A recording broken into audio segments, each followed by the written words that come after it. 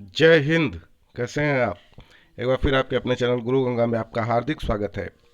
आज के वीडियो में हम लोग भारतीय इतिहास के महत्वपूर्ण प्रश्नों की श्रृंखला का 24वां प्रैक्टिस सेट हल करेंगे, टेस्ट सीरीज हल करेंगे। इस वीडियो में भी 30 महत्वपूर्ण प्रश्नों को शामिल किया गया है जो विभिन्न प्रतियोगी परीक्षाओं में पूछे गए हैं। तो ये आपकी परीक्षाओं के दृष्टिकोण से बहुत इंपॉर्टेंट होने वाला है।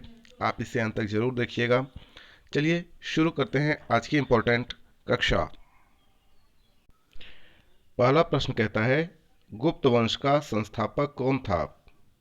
ए चंद्रगुप्त प्रथम, बी घटोत्कच गुप्त, सी श्रीगुप्त, डी इनमें से कोई नहीं। आपको बताना है सही उत्तर। गुप्त वंश का संस्थापक कौन था?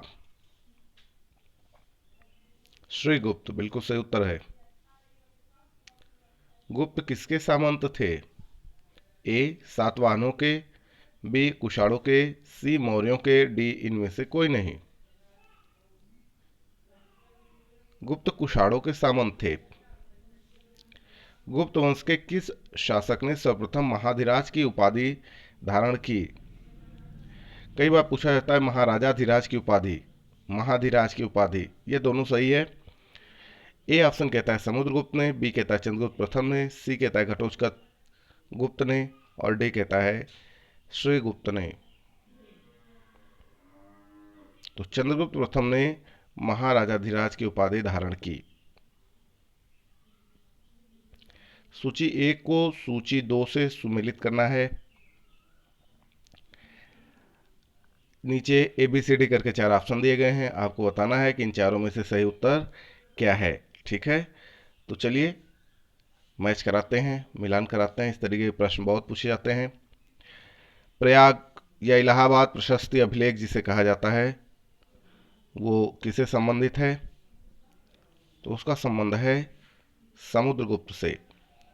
बिलसड स्तंभ लेख, इसका संबंध है कुमार गुप्त से। भीतरी स्तंभ लेख गाजीपुर में, इसका संबंध है स्कंदगुप्त से। और मंदसौर लेख का संबंध है बंधु वर्मन से, है ना। तो इस तरीके से जो ऑप्शन बना वह बना 1 2 3 4। तो चलिए देखते हैं ABCD में से कौन सा सही है। 1 2 3 4, ए ऑप्शन बिल्कुल ठीक है। आगे देखें, गुप्त शासन के दौरान निम्नलिखित में ऐसा व्यक्ति कौन था जो एक महान खगोल विज्ञानी और गणितज्ञ था? ए वराहमिहिर, बी बाणभट्ट, सी आर्यभट्ट, डी भानुगुप्त। आर्यभट्ट बिल्कुल सही उत्तर है ये। गुप्त शासकों की सरकारी या दरबारी भाषा क्या थी? ए हिंदी, बी प्राकृत, सी पाली, डी संस्कृत। गुप्त शासकों की सरकारी भाषा थी संस्कृत। इतिहासकार V.A. स्मिथ ने किसकी विजयों से प्रभावित होकर उसे भारत का नेपोलियन कहकर पुकारा है? यह प्रश्न कई बार आया हुआ है, बहुत इंपॉर्टेंट प्रश्न है ये। ए ब्रह्मगुप्त को, बी चंद्रगुप्त को, सी स्कंदगुप्त को, डी समुद्रगुप्त को। प्रश्न ऐसा भी बनता है कि किसे भारत का नेपोलियन कहा जाता है? तो आप इसे ध्यान से देखेंगे, बताइए सही उत्तर क्या है। भारत का नेपोलियन किसे कहा जाता है? समुद्रगुप्त को बिल्कुल सही उत्तर है ये। किसने कहा था सबसे पहले? V.A. स्मिथ ने कहा था, इतिहासकार थे, है ना। समुद्रगुप्त। गुप्त वंश का वह राजा कौन था जिसने हूणों को भारत पर आक्रमण करने से रोका? ए चंद्रगुप्त, बी समुद्रगुप्त, सी स्कंदगुप्त, डी कुमारगुप्त। तो स्कंदगुप्त वह राजा था जिसने हूणों को भारत पर आक्रमण करने से रोका। गुप्त राजवंश किस लिए प्रसिद्ध था? ए कला एवं स्थापत्य के लिए, बी साहित्यिक कार्यों के संरक्षण के लिए, सी राजस्व एवं भूमि कर के लिए, डी साम्राज्यवाद के लिए। तो गुप्त राजवंश जो था वह प्रसिद्ध था कला एवं स्थापत्य के लिए। अजंता कलाकृतियां किससे संबंधित हैं? कई बार पूछा गया है। ए बौद्ध काल से, बी मौर्य काल से, सी हड़प्पा काल से, डी गुप्त काल से। अजंता कलाकृतियां गुप्त काल से संबंधित हैं। कवि कालिदास किसके राजकवि थे? ए चंद्रगुप्त मौर्य, बी हर्ष, सी चंद्रगुप्त द्वितीय जिसे विक्रमादित्य भी कहा गया, और डी समुद्रगुप्त। तो कवि कालिदास चंद्रगुप्त विक्रमादित्य के राजकवि थे। अजंता चित्रकारी की विषय वस्तु निम्नलिखित में से किससे संबंधित है? ए शैव धर्म, बी बौद्ध धर्म, सी वैष्णव मत और डी जैन मत। तो अजंता चित्रकारी की विषय वस्तु बौद्ध धर्म से संबंधित है। किससे? बौद्ध धर्म से संबंधित है। उत्तर गुप्त युग में जो विश्वविद्यालय प्रसिद्ध हुआ उसका नाम क्या था? ए वल्लभी, बी तक्षशिला, सी नालंदा, डी कांची।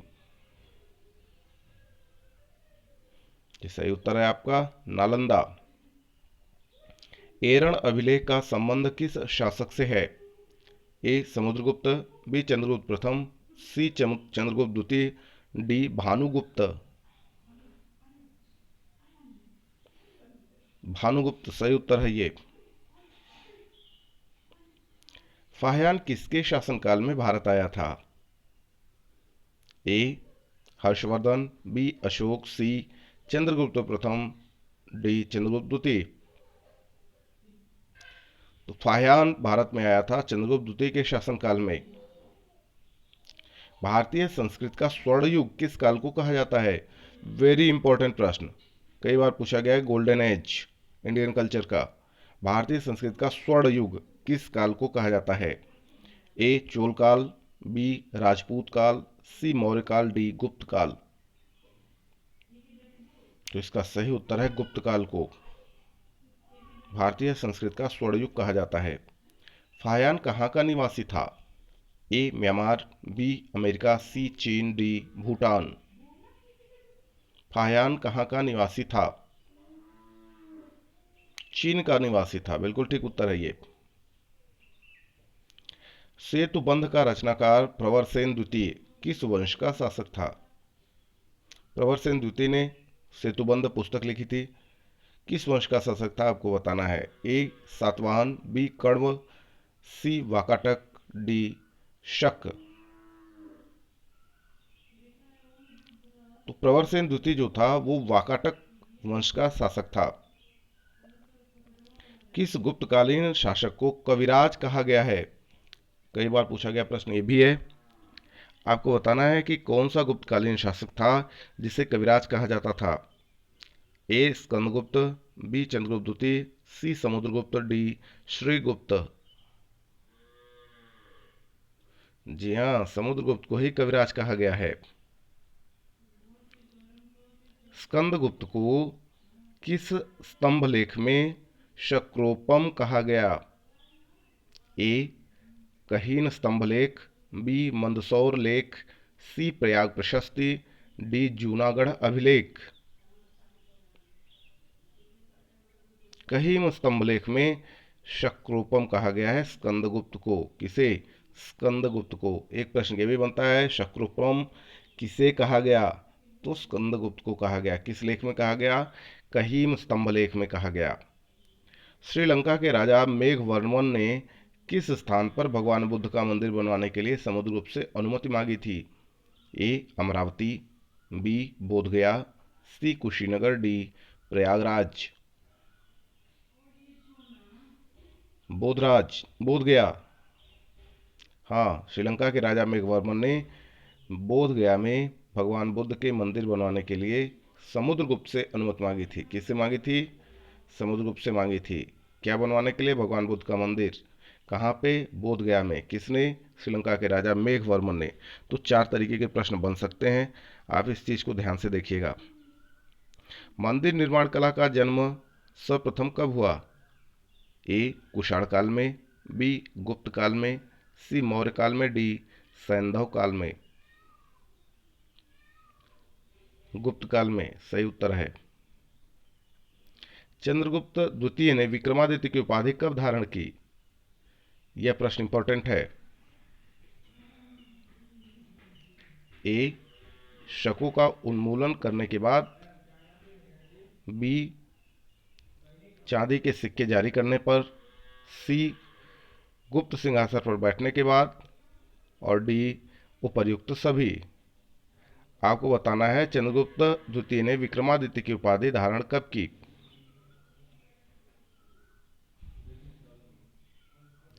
शकों का उन्मूलन करने के बाद चंद्रगुप्त द्वितीय ने विक्रमादित्य की उपाधि धारण की। इंपॉर्टेंट प्रश्न है। गुप्त काल के सर्वाधिक लोकप्रिय देवता कौन थे। ए सूर्य, बी विष्णु, सी बुद्ध, डी शिव।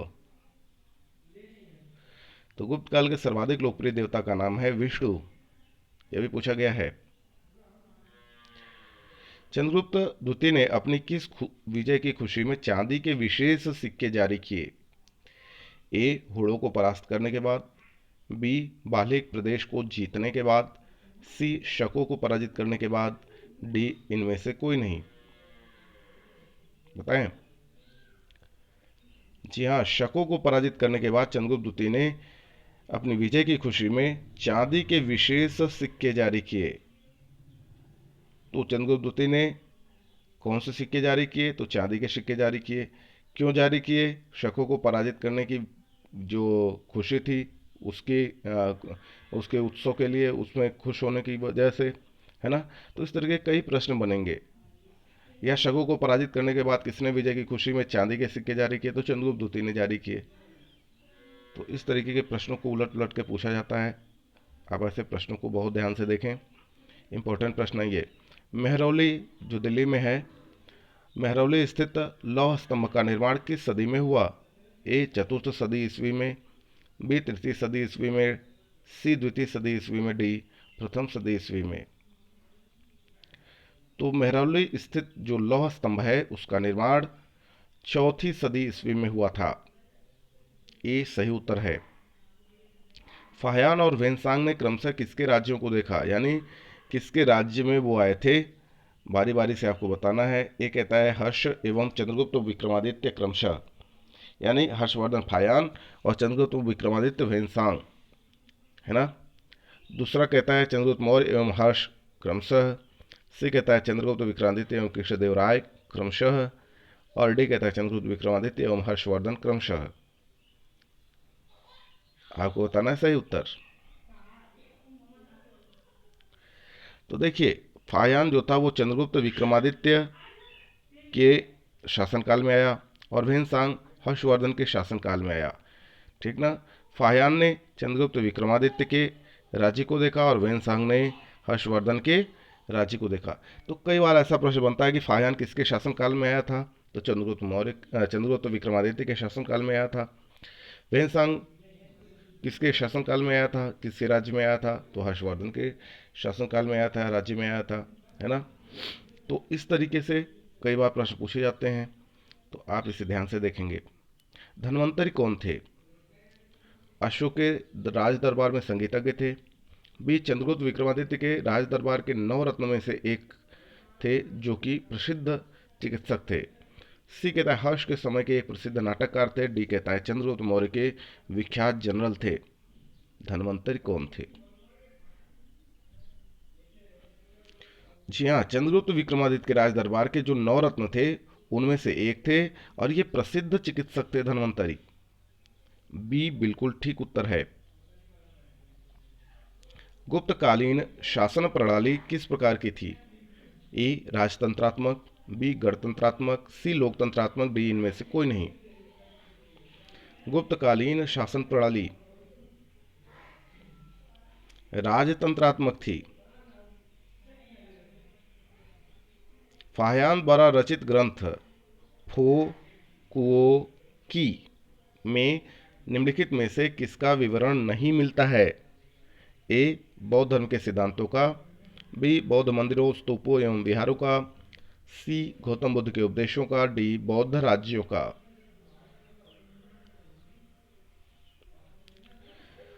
तो जो फाहियान ने पुस्तक लिखी है फो कुओ की, है ना, तो उसमें बौद्ध धर्म के सिद्धांतों का विवरण नहीं मिलता है, बाकी का मिलता है ना। तो इस तरीके से यह छोटा सा वीडियो पूरा हुआ। यदि ये वीडियो आपको पसंद आता है तो लाइक जरूर करें, अपने मित्रों में शेयर करना ना भूलें। चैनल पर नए हैं तो चैनल को सब्सक्राइब करके बेल आइकन को प्रेस कर लीजिए ताकि प्रत्येक इंपॉर्टेंट वीडियो की नोटिफिकेशन आपको भी समय से मिलती रहे। और फिर मिलते हैं अगले इंपॉर्टेंट वीडियो में, तब तक के लिए आप सभी लोगों को जय हिंद।